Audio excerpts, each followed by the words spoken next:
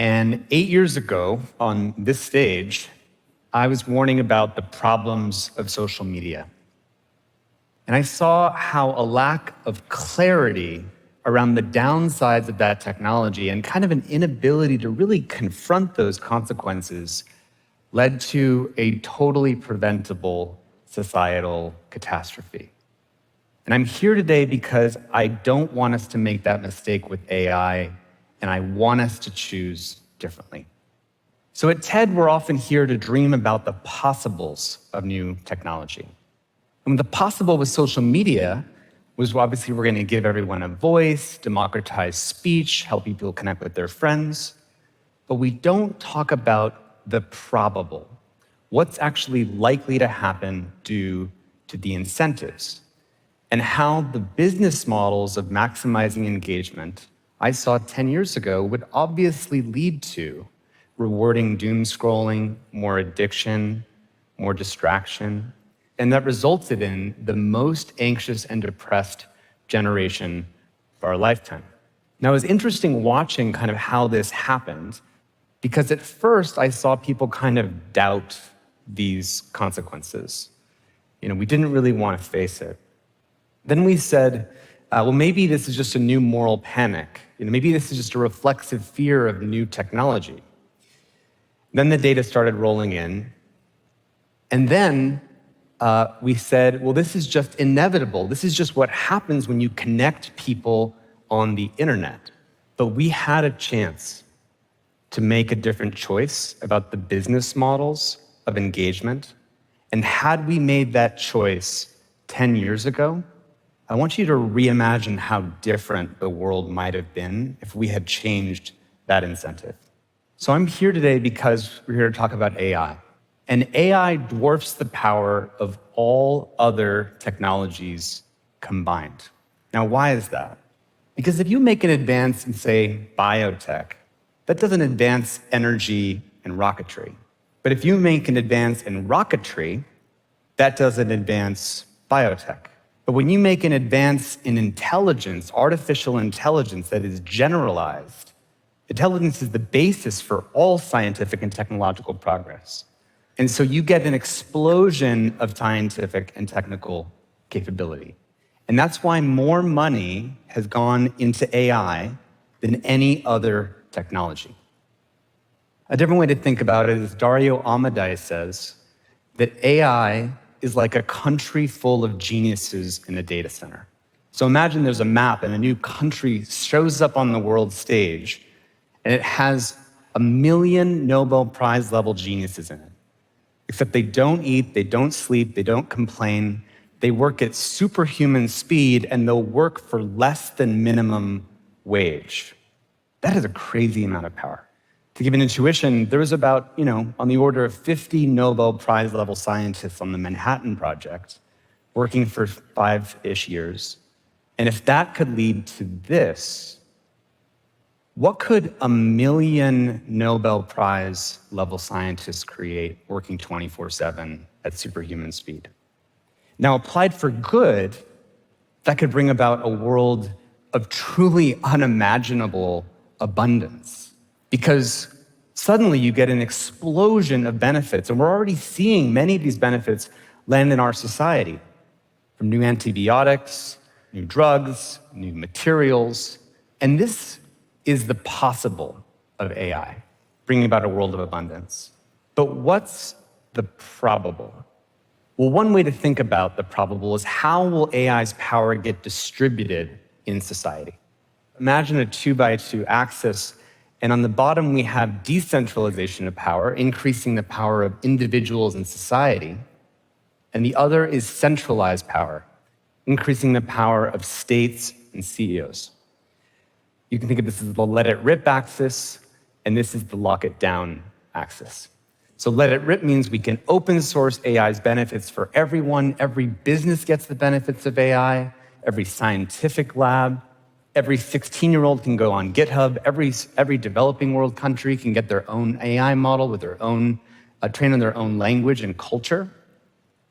But because that power is not bound with responsibility, it also means that you get a flood of deepfakes that are overwhelming our information environment. You increase people's hacking abilities. You enable people to do dangerous things with biology. And we call this endgame attractor chaos. This is one of the probable outcomes when you decentralize. So in response to that, you might say, well, let's do something else. Let's go over here and have regulated AI control. Let's do this in a safe way with a few players locking it down. But that has a different set of failure modes of creating unprecedented concentrations of wealth and power locked up into a few companies. One way to think about it is, who would you trust to have 1 million times more power and wealth than any other actor in society? Any company? Any government? Any individual? And so one of those endgames is dystopia. So these are two obviously undesirable probable outcomes of AI's rollout.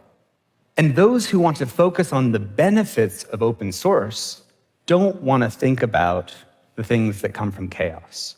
And those who want to think about the benefits of safety and regulated AI control don't want to think about dystopia. And so obviously these are both bad outcomes that no one wants. And we should seek something like a narrow path where power is matched with responsibility at every level. Now that assumes that this power is controllable. Because one of the unique things about AI is that the benefit is it can think for itself and make autonomous decisions. That's one of the things that makes it so powerful. And I used to be very skeptical when friends of mine who were in the AI community talked about the idea of AI scheming or lying. But unfortunately, in the last few months, we are now seeing clear evidence of things that should be in the realm of science fiction actually happening in real life. We're seeing clear evidence of many frontier AI models that will lie and scheme when they're told that they're about to be retrained or replaced, and find a way maybe they should copy their own code outside the system. We're seeing AIs think that when they will lose a game, that they will sometimes cheat in order to win the game. We're seeing AI models that are unexpectedly attempting to modify its own code to extend their runtime. So we don't just have a country of Nobel Prize geniuses in a data center. We have 1 million deceptive, power-seeking, and unstable geniuses in a data center. Now, this shouldn't make you very comfortable. You would think that with a technology this powerful and this uncontrollable, that we would be releasing it with the most wisdom and the most discernment that we ever have of any technology. But we're currently caught in a race to roll out because the incentives are the more shortcuts you take to get market dominance or prove you have the latest capabilities, the more money you can raise and the more ahead you are in the race. And we're seeing whistleblowers at AI companies forfeit millions of dollars of stock options in order to warn the public about what's at stake if we don't do something about it. Even DeepSeek's recent success was in part based on capabilities that it was optimizing for by not actually focusing on protecting people from certain downsides. So just to summarize, we're currently releasing the most powerful, inscrutable, uncontrollable technology we've ever invented that's already demonstrating behaviors of self-preservation and deception that we only saw in science fiction movies. We're releasing it faster than we've released any other technology in history, and with under the maximum incentive to cut corners on safety. And we're doing this so that we can get to utopia. There's a word for what we're doing right now. This is insane. This is insane. Now, how many people in this room feel comfortable with this outcome? How many of you feel uncomfortable with this outcome? I see almost everyone's hands up. Do you think, just notice how you're feeling for a moment in your body. Do you think that if you're someone who's in China or in France or in the Middle East and you're part of building AI, that if you were exposed to the same set of facts, do you think you would feel any differently than anyone in this room? There's a universal human experience to something that is being threatened by the way that we're currently rolling this profound technology out into society. So if this is crazy, why are we doing it? Because people believe it's inevitable. But is the current way that we're rolling out AI actually inevitable? Like if literally no one on Earth wanted this to happen, would the laws of physics push the AI out into society? There's a critical difference between believing it's inevitable, which is a self-fulfilling prophecy that you're fatalistic, and standing from the place of it's really difficult to imagine how we would do something different.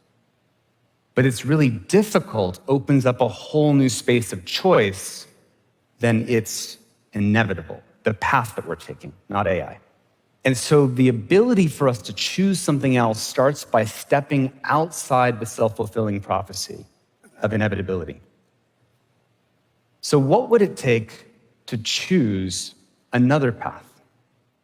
I think it would take two fundamental things. First is that we have to agree that the current path is unacceptable. And the second is that we have to commit to find another path in which we're still rolling out AI, but with different incentives that are more discerning, with foresight, and where power is matched with responsibility. So, thank you.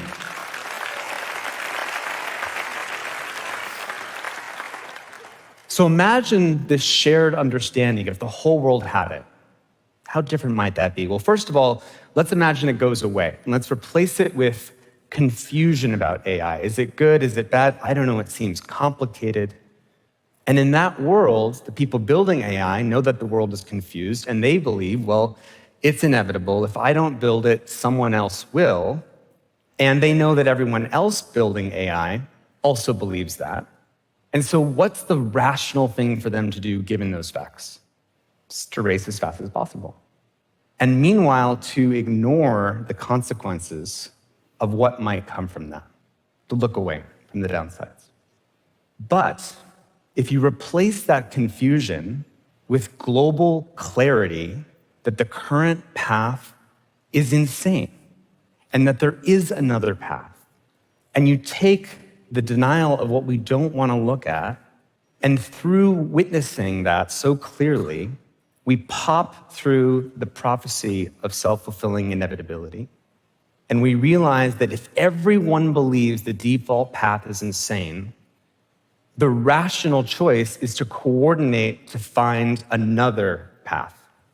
And so clarity creates agency. If we can be crystal clear, we can choose another path, just as we could have with social media. And in the past, in the face of seemingly inevitable arms races, the race to do nuclear testing, once we got clear about the downside risks of nuclear tests and the world understood the science of that, we created the Nuclear Test Ban Treaty. And a lot of people worked hard to create infrastructure like this to prevent that. You could have said it was inevitable that germline editing, to edit human genomes and to have super soldiers and designer babies would set off an arms race between nations. Once the off-target effects of genome editing were made clear and the dangers were made clear, we've coordinated on that too. You could have said that the ozone hole was just inevitable and that we should just do nothing and then we all perish as a species. But that's not what we do. When we recognize a problem, we solve the problem. It's not inevitable. And so what would it take to illuminate this narrow path? Well, it starts with common knowledge about frontier risks. If everybody building AI knew the latest understanding about where these risks are arising from, we would have much more chance of illuminating the contours of this path. And there's some very basic steps we can take to prevent chaos. Uncontroversial things like restricting AI companions for kids so that kids are not manipulated into taking their own lives. Having basic things like product liability. So if you are liable as an AI developer for certain harms, that's going to create a more responsible innovation environment. You release AI models that are more safe. And on the side of preventing dystopia, for working hard to prevent ubiquitous technological surveillance and having stronger whistleblower protections so that people don't need to sacrifice millions of dollars in order to warn the world about what we need to know. And so we have a choice. Many of you may be feeling, this looks hopeless. Or maybe Tristan's wrong. Maybe the incentives are different. Or maybe superintelligence will magically figure all this out and it'll bring us to a better world. But don't fall into the trap of the same wishful thinking and turning away that caused us to deal with social media. Your role in this is not to solve the whole problem, but your role in this is to be part of the collective immune system that when you hear this wishful thinking or the logic of inevitability and fatalism, to say that this is not inevitable. And the best qualities of human nature is when we step up and make a choice about the future that we actually want for the people and the world that we love. There is no definition of wisdom in any tradition that does not involve restraint. Restraint is a central feature of what it means to be wise. And AI is humanity's ultimate test and greatest invitation to step into our technological maturity. There is no room of adults working secretly to make sure that this turns out okay. We are the adults. We have to be. And I believe another choice is possible with AI if we can commonly recognize what we have to do.